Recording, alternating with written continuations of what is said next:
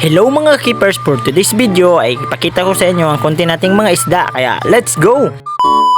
So ito pala yung mga strain ko mga keepers. So first, nandito ay ang ating albino full platinum white guppy. At ang pangalawa naman ay ating HBRT cauliflower. At meron din tayo dito mga keepers na HB white guppy. At ang katabi nito ay ating HBRT cauliflower na female. At dito din mga keepers ay ating second batch ng ating marble blue eyes balloon molly. At dito naman mga keepers ating first batch ng ating marble balloon molly. Yan, nakita nyo na malalaki na mga ka-keepers. At di pa pahuli yung ating oranda goldfish. At susunod naman mga keepers sa ating mga binibreed na guppy. So ito pala yung ating pidert na guppy. At susunod naman mga keepers, dito ay ating mga marble na muli na mga lyre tail. At dito naman mga keepers sa ating breeder na ating mga marble na muli. At susunod naman mga keepers ating mga binibreed na mga guppy. So first ay ating albino HB white guppy na kasama na ng non-albino. At susunod nating binibreed ay ating HBRT cauliflower. Tignan nyo naman mga keepers, ang ganda. At ang nasa kabila naman ang ating black musco na ribbon. At meron din tayo dito mga keepers na red dragon snake skin. At dito mga keepers, meron din tayong mga fry sa ating HB white guppy. Grabe, ang dami nila mga keepers.